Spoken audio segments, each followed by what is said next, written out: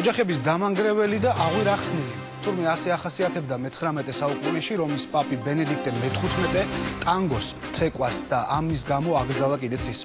დღევანდელი რომის პაპი ფრანცისკე კი ხმამაღლა ამბობს, რომ საოცრად უყვარს ფეხბურთი და ტანგო. აი ასე შეიცვალა კათოლიკური ეკლესია სულ რაღაც 150 წელიწადში და ტანგოს დღეს ყველგან უპრობლემოდ ცეკვავენ. მათ შორის საქართველოშიც. თბილისში მსოფლიო დონის ოსტატებიც კი ჩამოდიან, რომ ქართველ მოყვარულებს მასტერკლასი აჩვენებენ.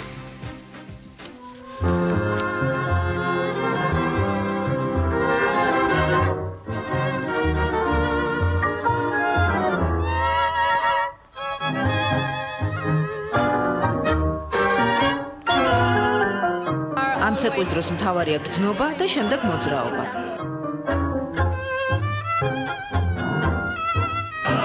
გარშემო ვერაფერს ამჩნევ, მხოლოდ პარტნიორს უნდა შეიგრძნობდე და ხედავდე.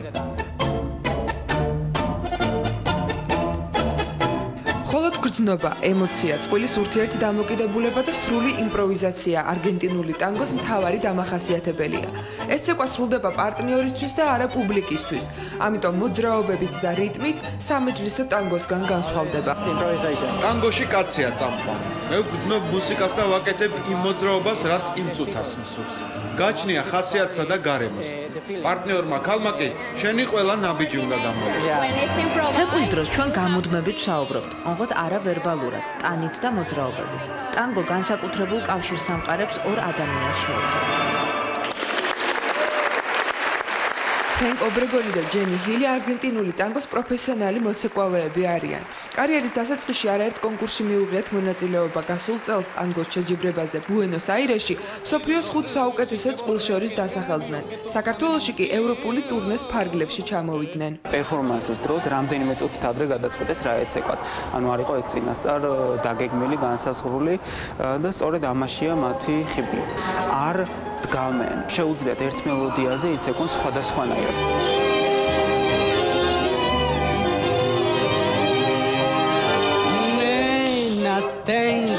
ჯენი და ფრენკი ვენესუელიდან არიან, მაგრამ წლებია არგენტინაში, ბუენოს-აირესში ცხოვრობენ.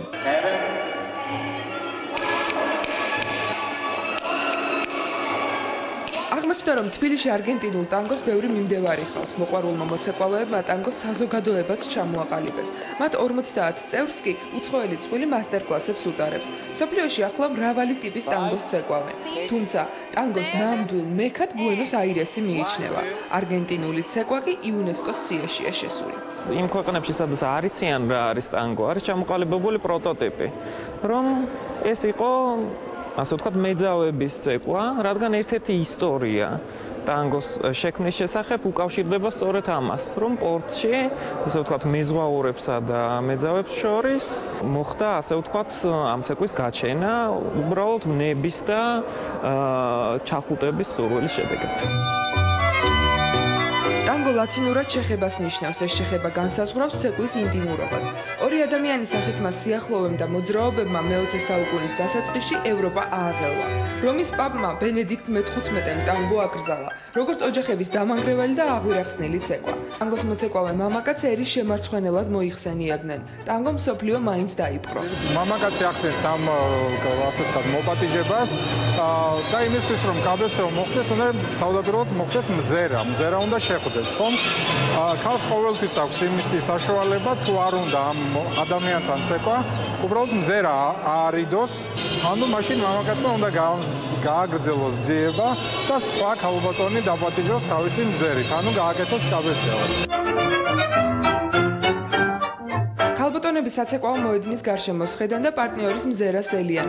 თბილისში ცდილობენ არგენტინული ტანგოს ყველა წესი დაიცვან. ტანგო ეს არის უსიტყვო კომუნიკაცია. უსიტყვო კომუნიკაცია რო შედგეს, ამისათვის აუცილებელია რომ აბსოლუტურად მოусმინო შენ პარტნიორს არა სიტყვით, არამედ შინაგანად სხეულით. ეს რომ შედგეს, აუცილებლად უნდა მოწყდეს სამყაროს. პროფესიონალ წყვილთან შესახვედრად მეზობელი ქვეყნებიდანაც ჩამოვიდნენ საღამოებზე დადიან საქართველოში მცხოვრები უცხოელებიც. ჩემთვის ტანგო არის თავისუფალი ადამიანისთვის ცეკვა. ნამდვილი არგენტინული სალონური ტანგო ეს არის სრული თავისუფლება, ეს არის მხოლოდ მუსიკა და შენ. ფაქტურად მედიტაცია. ანუ შეგვიძლია იოგით დაკავდე, ან ტანგოით ცეკვო, ერთ და იგივე ეფექტი აქვს. დიანა 5 წელია ტანგოს ცეკვავს, ბოლოს 3 თვეა მეუღლეც დაიყოლია. ეძახდა არ მინდა ცეკვა და ერთი რო დაიწყო ერთი და ერთი ახლა სანამ სამსახურში წავა ძირითადად მე ხოწა მოდი ვიცეკოთო და რომოდის დაღლილი 12 საათზე ხარ მაშინაც მე ხოწა ვიცეკოთო აი ეს იცის ტანგო იმდენად ძიმე და დატვირთული ცხოვრება ვრო თუ არის ცეკვე და არ იმღერე არაფერი გეშველება ისე არაფერი შეიცვლება არ შინაგანად არც გარეგანად მათემატიკოსი ამირან ამბროლაძე 90-იანი წლებიდან ტანგოს მოყვარულთა რიგებშია. შვედეთსა და ინგლისში ლექტორად იყო მიწვეული საქართველოში დაბრუნებული კი ტანგოს საზოგადოებას აქ შეუერთდა და წყვილისგან პირადი რჩევებიც მიიღო. პირველი შემთხვევა, როდესაც ამ დონის წყვილი საქართველოშია, ბუენოს-აირესში ვიყავი ამ აგვისტოს. ასაკს არ აქვს მნიშვნელობა. პირველი მილონგა სადაც მივედი, დავფიქრდი, რომ ვის თან ვიცეკვო მეთქი იმდენად ყმაწვილად გამოჩდი იმ საზოგადოებაში. ჯენი და ფრენკი ბუენოს-აირესში ყოველდღიურად ატარებენ გაკვეთილებს ტანგოს შესწავლის სურვილი მრავალს უჩნდება და როგორც ამბობენ, ერთგვარი თერაპიაცაა. ის ადამიანები, ვინც ტანგოს ცეკვავენ, ბევრად გახსნილები არიან. ძალიან თბილად გვხვდებიან. ტანგო ბევრს კომპლექსების მოხსნაში ეხმარება. ყავდა მოცეკვავე, რომელსაც პარკინსონის დაავადება ჰქონდა. წარმოუდგენელია, მაგრამ ცეკვისას მას ხელი არ უთრთოდა. ასევე დეპრესიაში მყოფი ძალიან ბევრი ადამიანი იწყებს ცეკვას. ტანგოს ცეკვას თავისი წესები აქვს. ბუენოს-აირესში მოცეკვავე წყვილებს შორის დისტანციის დაცვა აუცილებელი იყო. ტანგოს ისტორიის შავბნელ მხარეებს წყვილი იუმორით იხსენებს. ცეკვის დროს წყვილები ერთმანეთს შემთხვევით თუ შეეჯახებოდნენ, ხელჩართული ჩხუბი იწყებოდა. დანებით ჭრილობებს აყენებდნენ ერთმანეთს. ახლა ასეთ აგრესიას აღარ იწვევს, მაგრამ თუ ვინმეს გაკარი ხელი, მაინც გაბრაზებული შემოგხებებს. ჯენიმ და ფრენკმა ერთმანეთი 8 წლის წინ გაიცნეს, მაშინ ორივე სხვა მეწყვილე ჰყავდა. მათი მომავალი ერთმა ტანგომ გადაწყვიტა, პარტნიორები ჯერ ცეკვაში, შემდეგ ცხოვრებაში გახდნენ. მას შემდეგ სულ ერთად ვართ. ქორწილს ნოემბერში ვგეგმავთ. თბილისში დატვირთული ორდღიანი ტურის მიუხედავად, ქალაქის დათვალიერება მაინც მოახერხეს. საქართველოდან ბუენოს-აირესში დაბრუნდებიან და მსოფლიო ჩემპიონატისთვის მოემზადებიან, სადაც 2014 წლის ტანგოს საუკეთესო მოცეკვავეები გამოვლინდებიან.